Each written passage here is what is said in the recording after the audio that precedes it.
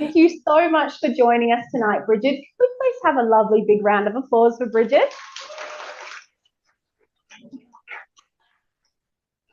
I'll just explain the setup. You can't see them because the camera is pointed to me, but we have a lovely big audience and we have you on a big screen so that they can see you nice and clearly. Yes.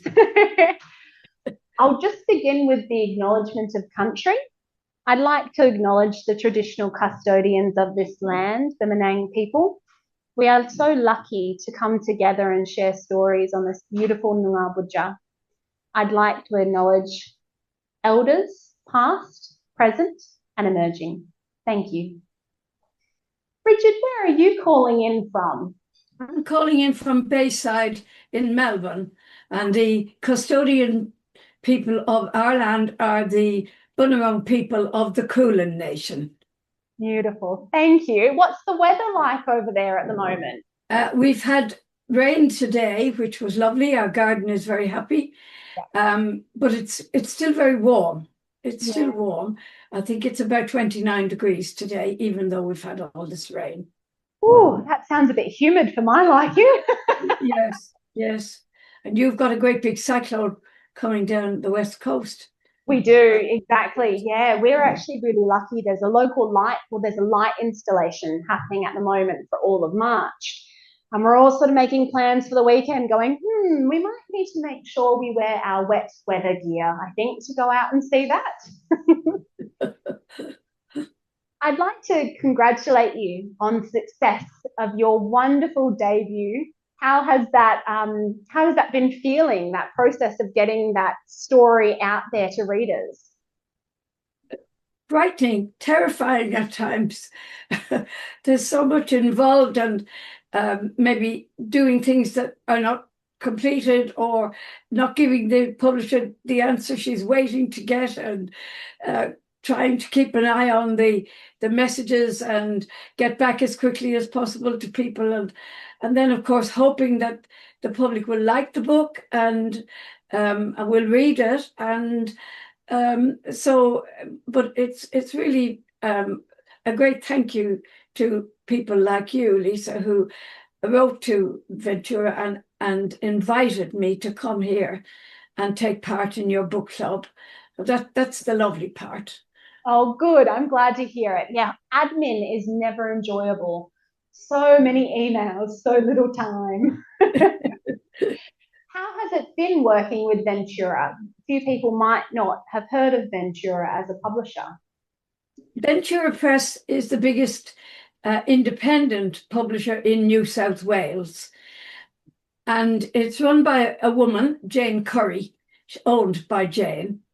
And I had pitched to every publisher, big and small, in the country, and I was just on the verge of self-publishing when I got an email in response to a submission I'd made just almost 3 months earlier.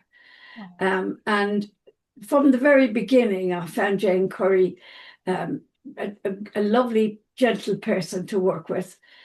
And so that was in November last year, and it's taken the full year. And as we went through the year, I was warned in advance what would be happening next and next.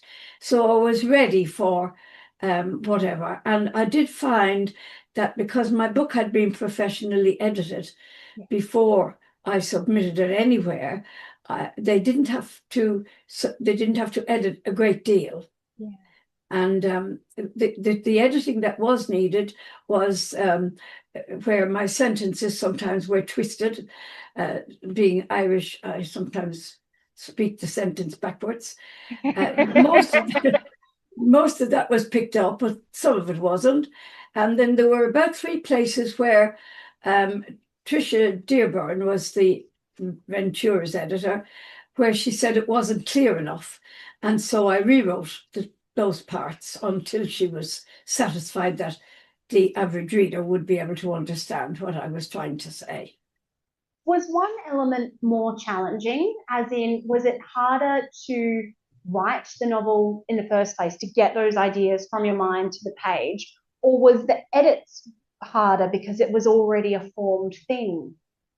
When I worked with an editor before the novel, I had a short story published in London, and I had worked with that editor, and he said nobody was writing the stuff I was writing, and that I should consider a novel. And so then I worked through the first draft, and then once I started on the chapters, I would send it to him every 3 or 4 chapters and get some ideas. I didn't wait till the book was finished, and then he would send it back. And if I agreed with him, I would change it, and if I didn't, I would fight with him and tell him what was wrong with what he wanted. Yeah, exactly. Tell him what's what. Was that a good way, do you find, to have as a beta reader? Because you know how a lot of people, they have a beta reader and quite often it's a family member or something like that. Was it quite good to have someone who maybe wasn't as close to you doing that? Oh yes, yes. It was because when I would have made a mess of the writing, not the actual subject, but the writing, he would just say, "That's what the editor is for," and he would help me with that, and put it into the language it needed to be in, and but because when the book was finished, I was going on a visit to Ireland at the time, and I wanted to see what my family and close friends, I still got close friends there, would think of it, or would they be telling me to just get back where I came from and all of this. So I actually had beta copies made, and I got some I got feedback from those, and I then came back and revised the whole thing again. So yes, absolutely needs an editor that's not close to the writer. Yeah. And how did you find the writing process in comparison to writing a short story format, that long form in comparison? Yeah, it's of course a whole different process. A short story usually has a theme of some sort. Exactly where it's going to go. Well, I did. Where it's going to begin, and mostly where it's going to end. And so you then fill in the bits in the middle. And my short stories mostly went to competitions, and then the competition will have conditions. Yeah. And so it has to meet those conditions, whereas a novel doesn't. You're writing your novel, and it's your story, and you have to fill that story. And I was warned numerous times by the editor that the place where novels fall down is towards the third quarter, the end of the second, the end of about the end of the third quarter, before the last quarter of the book, because people don't know where they're going. And actually, I did know how this story was going to end. I didn't know exactly the words, but I knew where it would finish. And so I had difficulty with one part of the story, and so I just left it and went on with a different section, and came back some months later to the part I had difficulty with, and I had rewritten that numerous times, and then I managed to get it right. Yeah. So that was how I worked. What was the timeline like for you, from sort of conception, getting those first few pages down, through to kind of going, okay, yeah, it's done, it's ready for someone else to read through now? It was 4 years. Yeah. And I had just the first couple of chapters written when COVID came, and we were locked down. And while a lot of people were complaining about losing their social life, I was delighted that we couldn't. And nobody could come, except my daughters could come and visit me occasionally. And so I did a lot of writing during that time that might not have got done. So I had the project, and on I went. And I didn't necessarily write it chronologically, because there were bits I knew a lot better than other bits. And so I might especially if I was struggling with one part, I would go on and write a different bit, and then put it together later. I do think we have the pandemic lockdowns to thank for a lot of stories that have come out in the subsequent years, and a lot of family members who now really nail a sourdough loaf. Do you have any short story authors or authors in general that you really that really resonated with you and that you would recommend to our readers? Well, I love Anne Enright. She grew up in Dublin as well, and I've read some of her stuff, and just I've also listened to some of her stuff, and her voice is so melodic, and I can relate to that. So I love that. And also Collins Hobein, Brooklyn. Brooklyn was one of the stories that just I thought was so tragic. The way people's lives can just turn in an instant. I liked that, and I hope he will bring out the third, because the second of that series didn't finish the book for me. So yes. I'm hoping there'll be a third one. So more to come in that story. Yes, yes.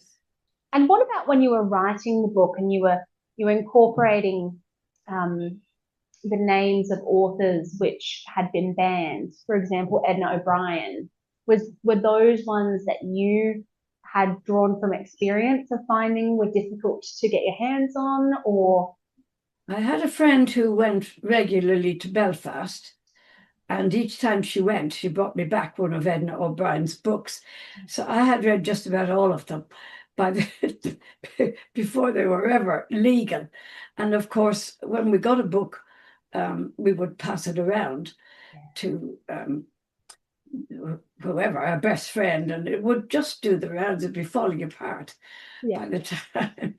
And even in the hospital, a patient had Patent Place and returned to Patent Place. I don't know if you've ever heard of that, but there would be a queue to get that book from her. And if you had it more than 2 days, someone would be ringing you up and asking, where's the book? So we couldn't get much at all. But anything we did get was brought in illegally. So it was a big demand. So you basically had a community library running with these banned books. An underground. Yeah, exactly. Someone needs to make that their logo, the Underground Book Club or something. That'd be a good one. And from reading your biography at the back, the author's note, and researching a little bit about you, it seems like a lot of you went into this novel and some of the experiences that you had. How did you decide what to include and what to omit when it came to things like your background knowledge in medicine, for example? How did you choose how much to put in for a layman like me to understand and to also make it seem like an authentic nurse's voice? The story I wanted to tell was about the slums of Dublin. And I didn't know they even existed until I began to train as a midwife. I was already a general trained nurse, and that was 4 years. And so I went into the Rotunda Hospital to do my year as a midwife. And part of that training required us to deliver women at home in their own homes. And I couldn't believe that this poverty existed. And we knew nothing about it, and it was all in the city. My mother never ever talked about it, and the appalling conditions that the people were living in, and where the story is set in Corporation Place. I chose that because that was a compound on its own, and it was a 5-story compound with 3 sides of the compound as apartments, and the 4th one as a wall with 2 massive iron gates. And those gates were locked regularly by the police at the weekend when fights would break out. But it was to keep the people in so that they wouldn't spill out into the street with their fights. Mm. And the women were just I can't even describe the poverty to you, but I delivered a woman of her 9th baby, but it was her 22nd pregnancy. Mm. I mean, it just doesn't bear thinking about. And so there were a lot of other slums around Dublin as well, but they were more tenement houses. When Ireland got independence from Britain and the British left, these beautiful Georgian houses were all left behind. And a lot of people were living, several families in one room, or living in the street. And so they got the people off the street and into these places. So they had somewhere to live. They had a roof over their heads. And so that took care of a lot of that. But this particular place were a world of their own. The Corporation Place was just a world of its own. But a lot of those women should never have been giving birth at home. Yeah. They were booked into hospital, but they would ring up when they would go and wait until they were in very late stage of labour and ring up and say, it's too late. Can you come out to me? And we always went out and looked after them. Because the reasons they couldn't come into hospital was they probably didn't have a night dress to put on if they came in. And the other thing was the men worked casual work, mostly at the docks, and they didn't know the day before that they would have work the next day. So they had to go to the docks each morning and queue up to see if they would get a day's work. Now, if the woman went into hospital, then who's going to mind the other children, the other 9 children, the other 10, the other 15 children? So she needed to be there at home so he could go out to work, because otherwise they'd no money. They might not eat that day. They were starving, the people. So I thought something needed to be done about this. And that was when I began to dig in to see how could they possibly be living like that, and we were living a different life. That was the starting point. That was your spark for the novel.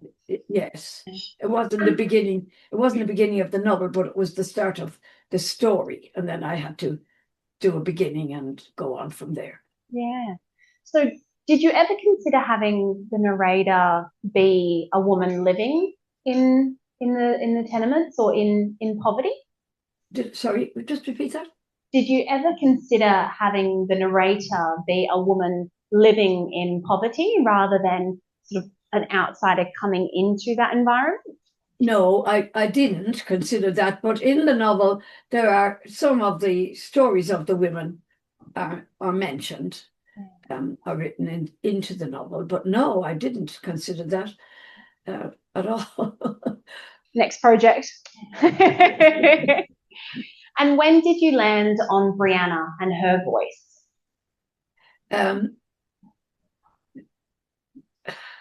Well, the name changed a few times, and then it ended up as Brianna. So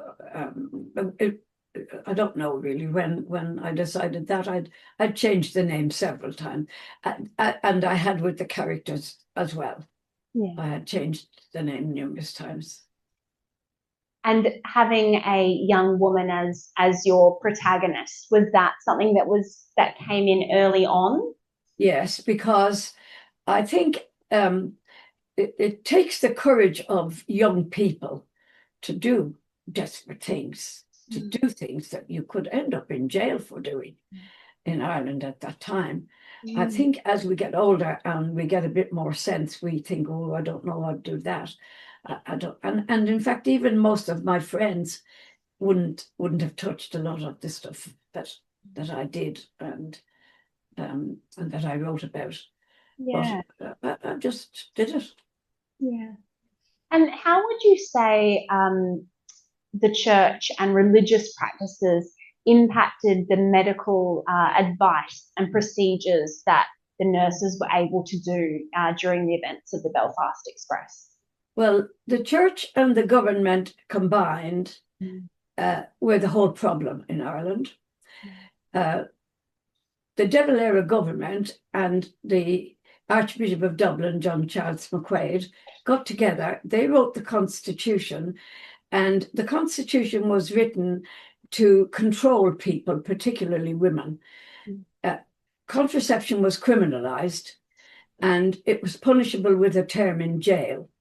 So to buy, sell, or possess contraception was a criminal offence. At the other end, to use contraception was a mortal sin, and still is a mortal sin by the church. But the other thing, the third thing that they wrote into the Constitution, that a woman was forbidden to work outside the home after she was married. And that was what caused all the problems. The woman was kept at home. She couldn't access contraception, or if she did, she ran the risk of going to hell for all eternity. And these women didn't have a lot of education. Everybody, 96% of the population were Catholic, and they believed everything that the Catholic Church told us. And so they weren't just frightened of the church, they were also frightened of the other women. What would the other women think? Oh, her child is a year old and she's not pregnant again now. What's she doing? And that they might be taken on by other women. But I spent a lot of time with women explaining to them how they could help this situation. The Rotunda Hospital was built by the British, and when the British left, the hospital was controlled by the Protestant doctors and management. And the Catholic Church could never get hold of the Rotunda Hospital. They could never take control of it. They tried very hard for a lot of time, and they couldn't. They did build their own hospitals in the end. There's Catholic hospitals there. But because the Catholic Church weren't running the hospital, and they really didn't consider themselves bound by the law that made contraception a criminal offence, they set up a family planning clinic at the Rotunda. And I think it was probably the first in the world. Certainly there was no family planning clinic in Melbourne when I came here. I remember when that was set up in 1974.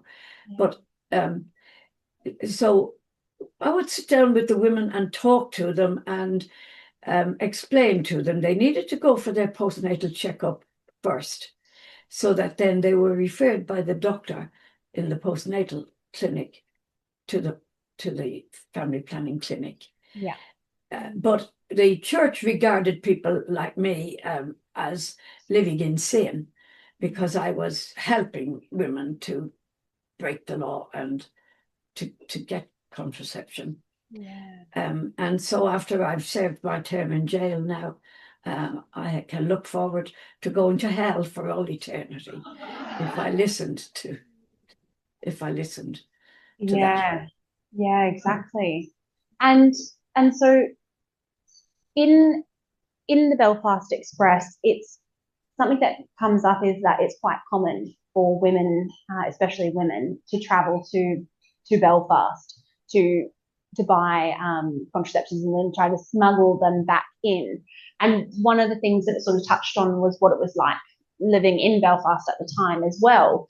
And I wondered, how sort of that border process worked both to the benefit of women in that they were able to access some kinds of treatment options, including, for example, the institutions where, we had Brianna working at the private clinic where some women were able to access other medical care, how that was sort of influential in the role of maybe overturning some of those laws. Yes, it was very influential. 6 women were working in private, and that was the problem. They were working in private. Had I known anything about them, I probably would have been knocking on the door trying to be part of that group. But they worked in private. They met every Monday in secret in a restaurant in Dublin. And the decision, 2 of them were doctors, 2 of them were journalists. One woman came from slums on the western side of Dublin, and another woman had already done a jail term for her activism. So they were well mixed, and they decided the only way was to come out with their plan. So they made an announcement that they were going to Belfast, and they urged women or men to go with them. They wanted to fill a train to go to Belfast. And they made banners to stick on the window, which labelled the train as the contraceptive train. And 300 people travelled with them to Belfast that day. And the plan was that they would bring back contraceptives, they would display them openly to the customs officers, but refuse to hand them over. And that was, that story is a bit more complicated than that, but it's written up on the website, on not my website, on the internet. That story. And so they were the beginning.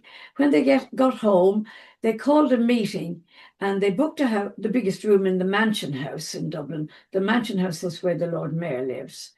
And so this room was open for booking. It had 300 seats. And as the day got closer, they thought they probably wouldn't even fill one row. But they filled the Mansion House. They filled the forecourt. They filled the street outside. Thousands of women turned up. And their advice was to go home to their own neighbourhood and set up their own groups. And they did. So that was how Women's Lib really took off in Melbourne, in Dublin. Yeah. And it went on from there. But there was no breakthrough with the government whatsoever. And the Catholic Church still called contraception a mortal sin. So there's no concession with them at all.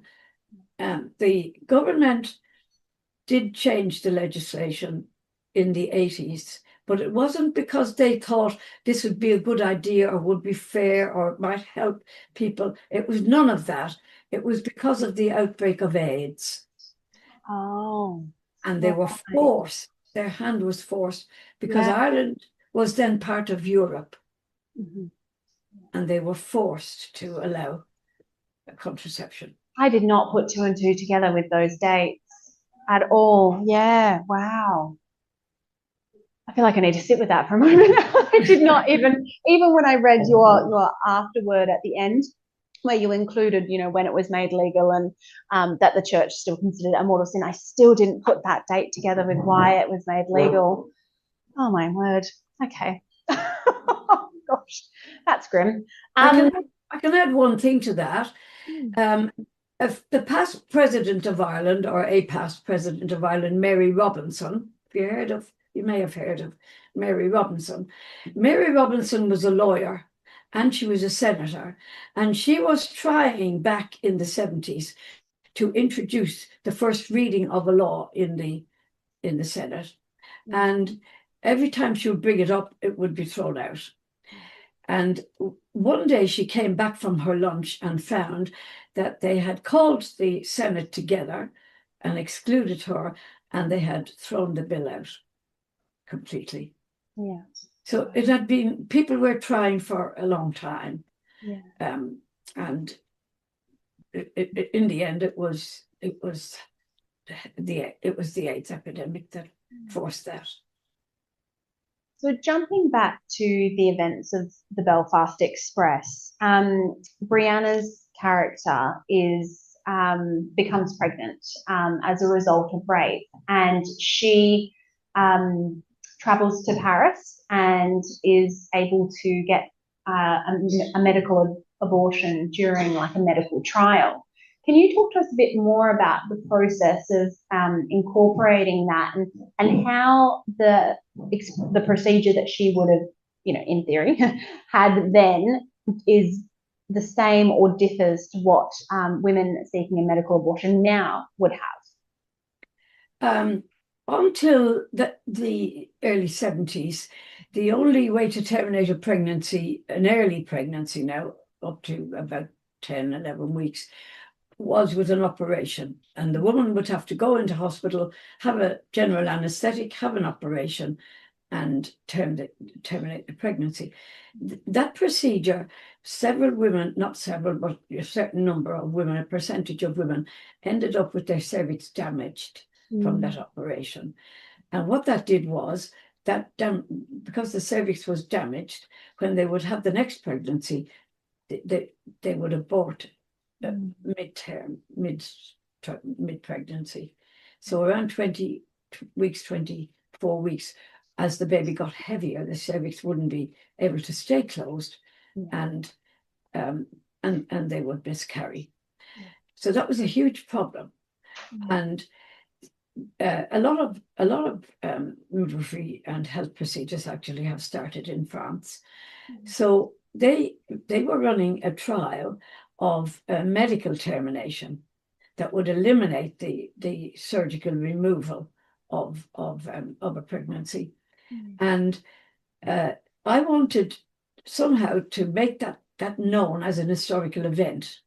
So this was a good way to do it too. And so in order to terminate a pregnancy, well, it has to be a pregnancy. And to have a pregnancy, someone has to have sex. So this was the most difficult part of the novel, to work out how this was going to happen.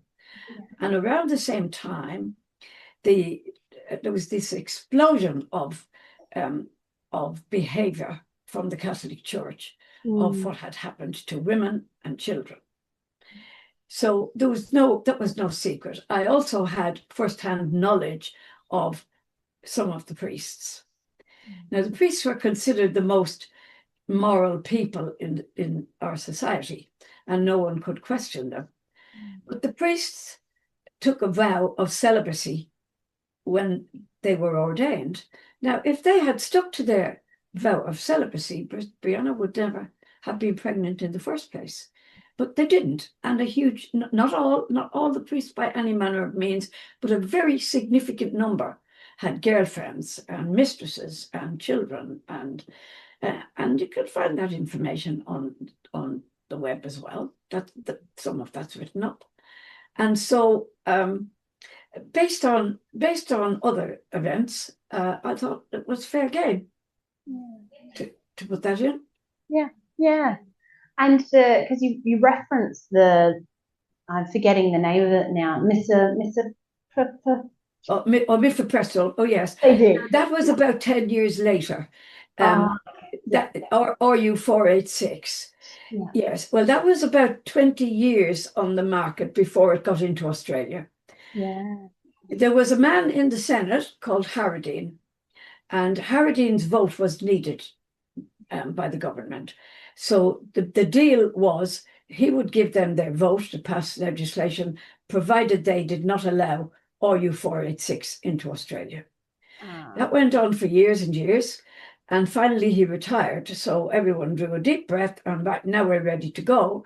And then along came Tony Abbott, and then he kept the same thing.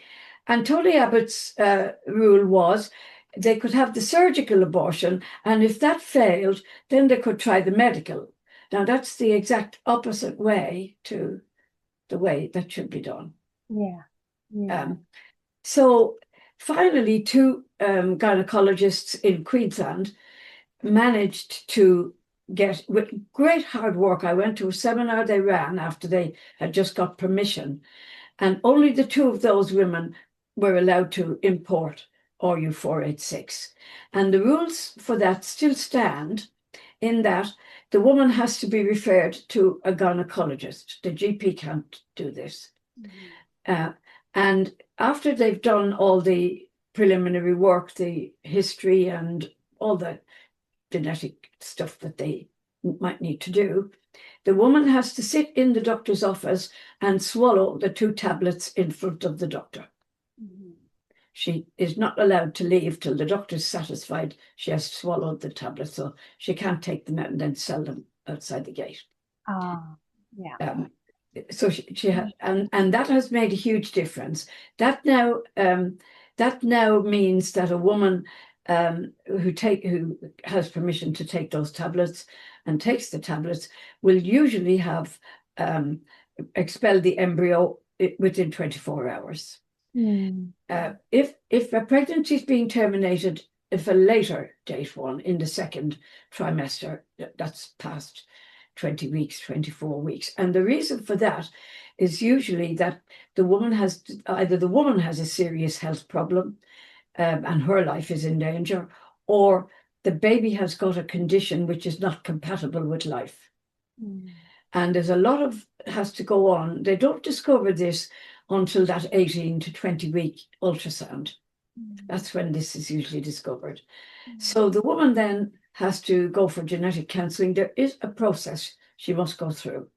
So they go for genetic counselling, they go home, they think about it, they talk about it, and they make their decision. And then they get back in touch with the hospital. Now, small hospitals around the country don't carry out this procedure. The woman and her husband are transferred to a big hospital like the Women's. Or the Mercy would do it as well. No, not the Mercy, the Monash would do it. The Catholic hospitals don't do this procedure. It's happened repeatedly with talking with you guys with this interview where I go, oh my God, we've come so far, but also we really haven't.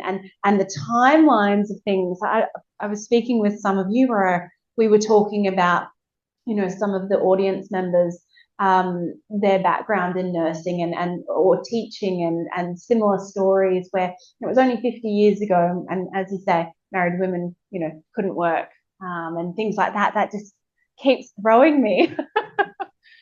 Yes. And so where were we at? We were talking about Brianna traveling to Paris and getting access to that. So that was the purpose of that. And the best way to describe what would happen was to show it happening, as it would have happened, and to let women know what is involved. And most women don't take that decision lightly. I was talking about the older ones, the 20 past into the second trimester. They won't necessarily abort in 24 hours. They come back into hospital the next day, and then part of the procedure is a medical. But it's a much better procedure than it used to be, where a woman could be 5 days going through this, whereas now it's generally over within a day or two anyway. So yes, and we see Brianna use her knowledge and also her access to other people with knowledge of medicine to kind of topple Father Buckley, her assaulter.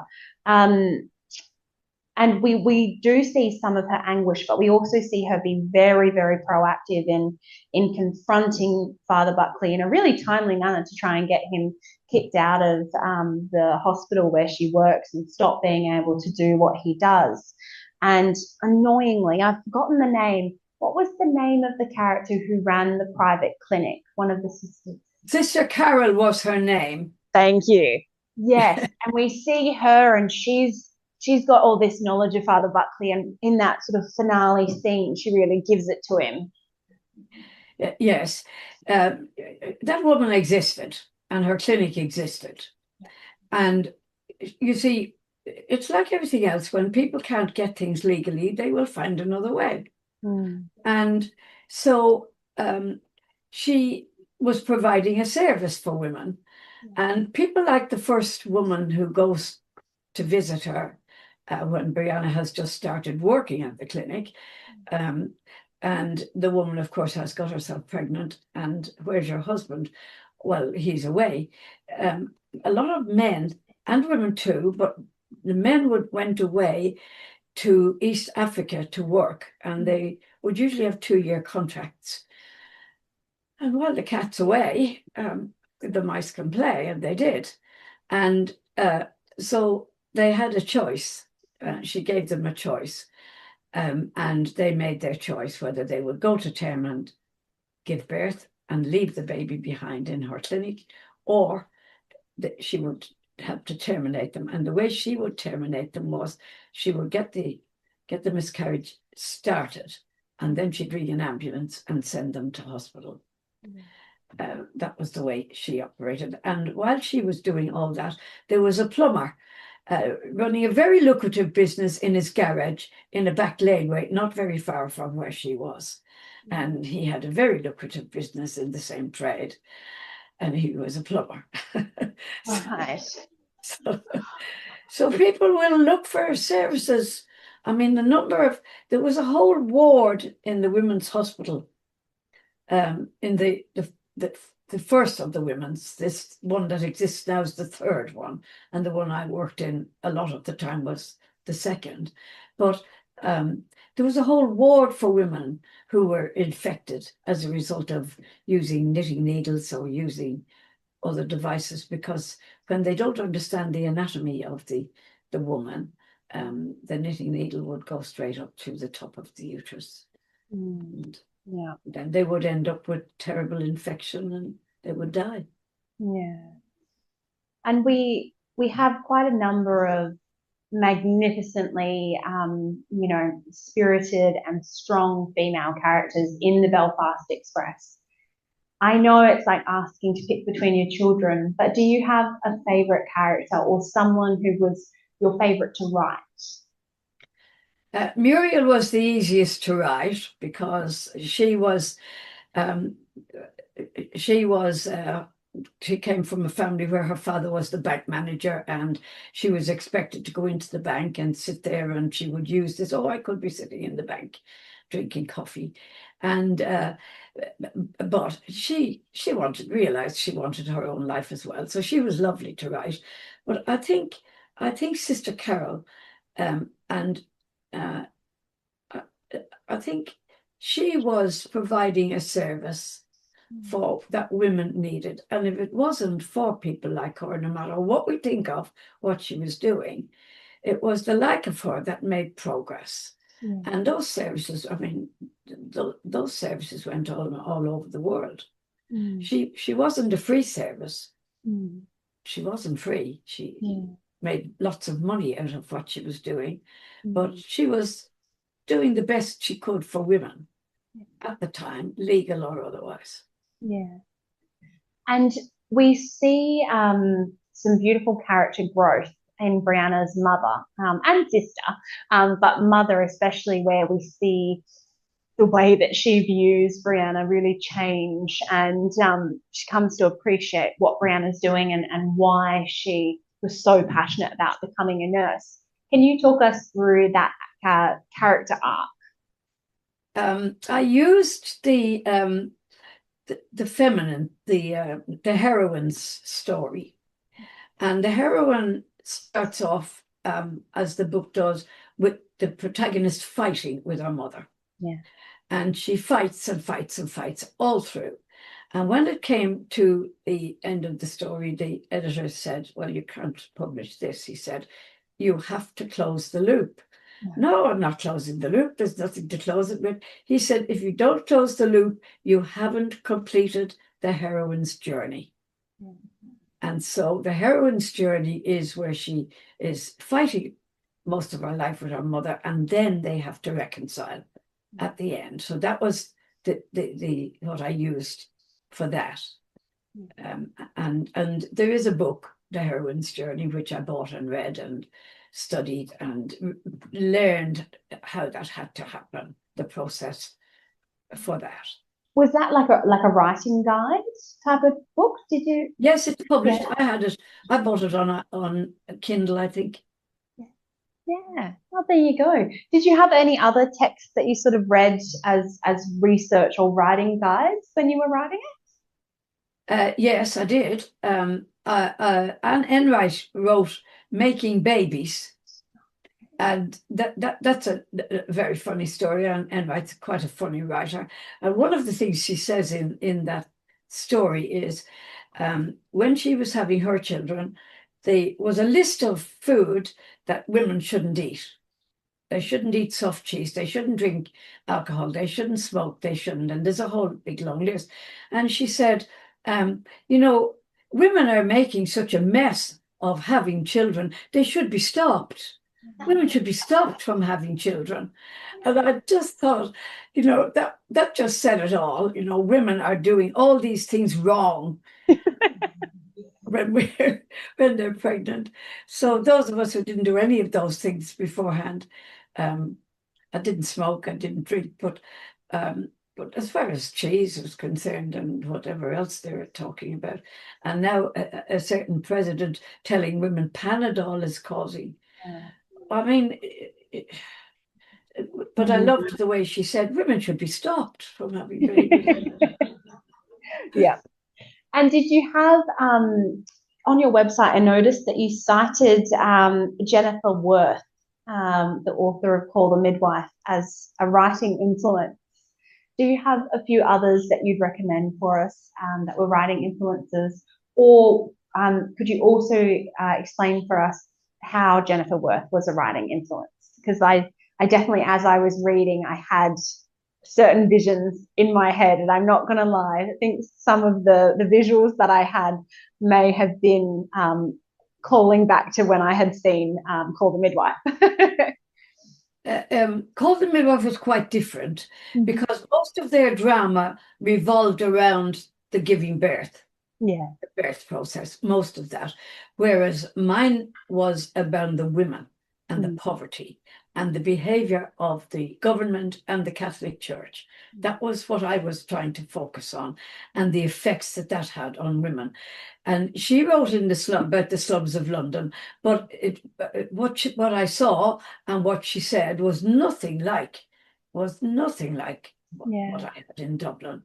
And I spent 3 years as a trained midwife working in the slums of Dublin, so I was well familiar with what went on and that place. The other thing was, I did love her book. I did love her book about, and she's written some really very harsh stuff, but about the warehouse, the workhouses. Oh, yes. Yeah. Yeah.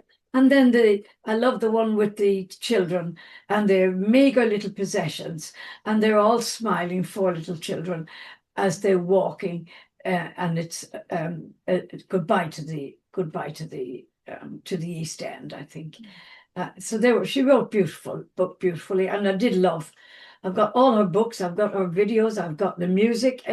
My husband bought most of those for me. I got several copies of everything. Yeah. Good man. Yes. Yeah. And I also spied near the end of the book that you also had book club questions. And I wondered if you included those because you're a book club member or have been a book club member during your life. No, I'm not a book club member, but a writer who has published many books told me to do that. And I wrote to Ventura and asked, was this possible? And they said, yes, that was possible. And I put that in because he said book clubs like to know what questions, they give them an idea what questions they can ask. But what I do belong to are small writing groups. I belong to the Society of Women's Writers Victoria, and they have several small groups. They've got a poetry group, and they've got several prompt groups. And the group I was in was where we submitted short works, and there were 8 in the group. So we would send our story in to the leader of that group each month, and then we critiqued each other's work. And there is etiquette around that as well, in that we don't discuss other people's work outside of the group. There's also a group for people who are working on longer work, so it's quite a good group.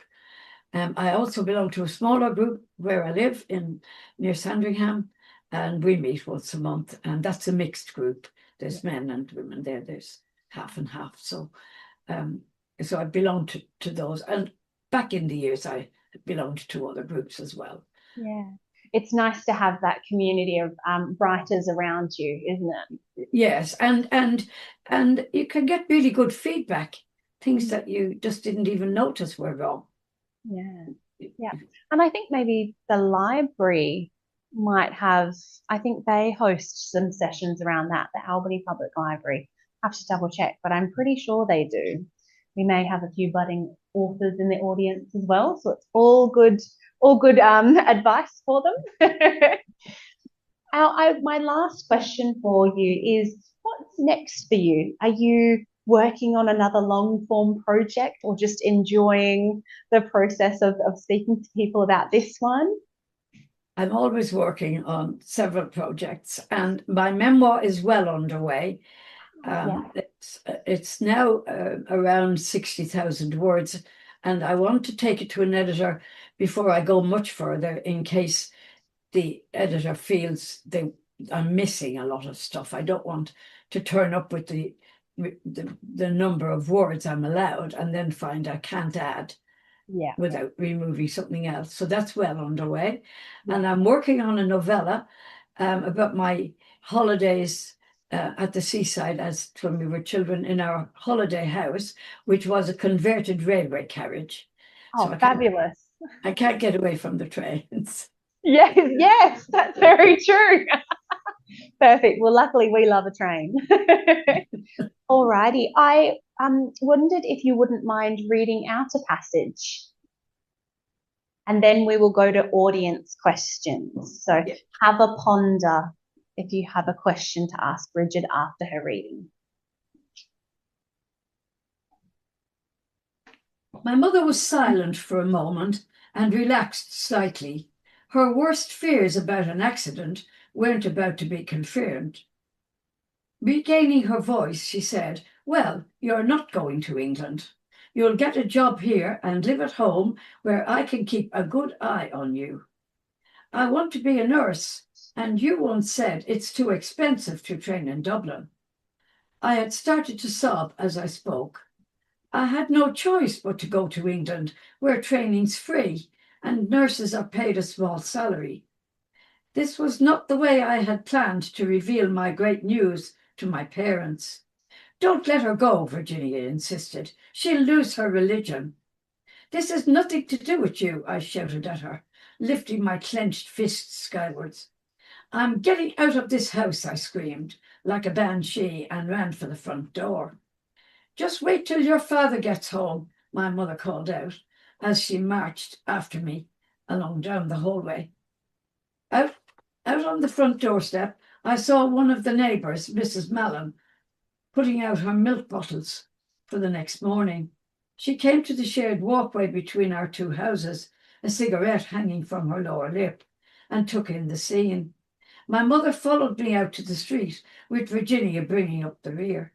"Get back into this house immediately and stop making a show of me," my mother ordered, trying to keep her voice down. "I'll deal with you inside." "What's going on, Doreen?" Mrs. Mallon asked. "Brianna went off to London without telling us," Virginia said. "Hold your whisht, child," Mrs. Mallon shot back. "I'm talking to your mother, and stay out of this." She blew smoke into Virginia's face. "Your mother'll sort this one out." The ruckus was bringing other neighbours out. Mrs. Barrett ran from the house a couple of doors away.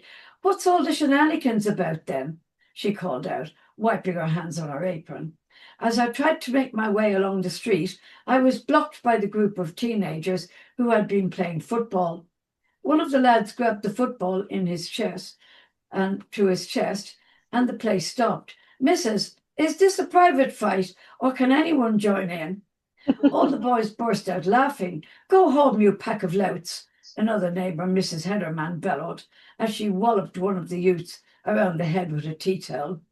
Mrs. Courtney from over the road, who looked like someone from Coronation Street because she never seemed to take the curlers out of her hair, cried out, "What did Brianna do? She spent 2 days in England and we thought she was up the road with her friend," my mother announced to the throng with an ashamed shake of her head. "Christ on a bike," one of the departing lads gasped. "What did you go there for?" Mrs. Cash asked from her front steps. Sending their in her pink fluffy slippers, mule slippers. "Are you in trouble, Brianna?"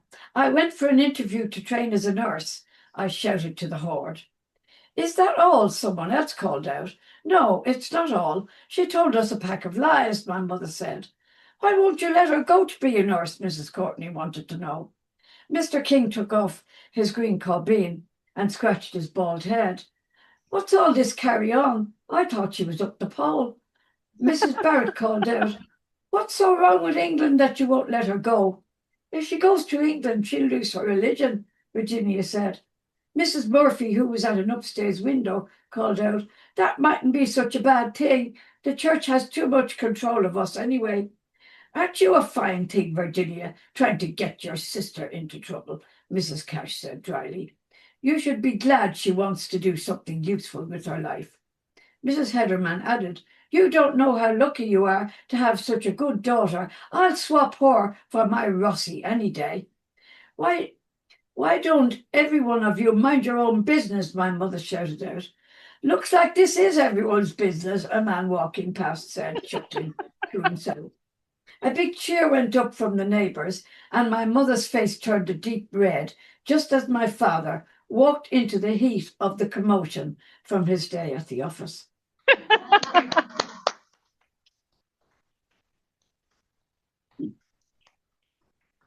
Thank you so much for that. I'm so glad my neighbours are polite enough to pretend that they can't see me when I trundle out to the bin in my pyjamas and trip over halfway there.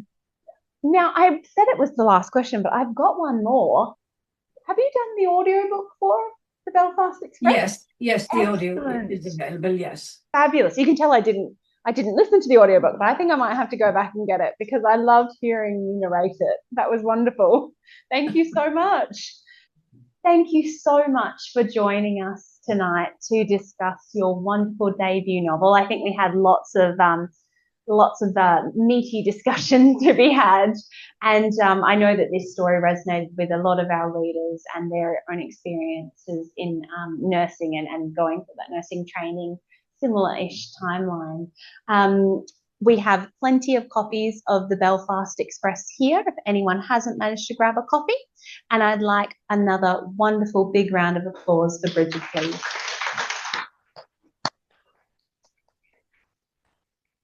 And I would just like to say, to remind women and men that women's rights have been very hard won and they're very easily lost. And we should remember that we're in the good places we're in because of the women who've gone before us, the suffragettes and the women in Dublin. And that's why we're here, able to live a good life. Yes, yeah, we stand on the shoulders of all the women who fought before us. We do. Yeah. Thank you very much for inviting me. I've enjoyed it very much, and I hope people enjoy the book. Thank you. Thank you. All righty. We'll wave goodbye now. Bye. Thank you. Bye. Bye.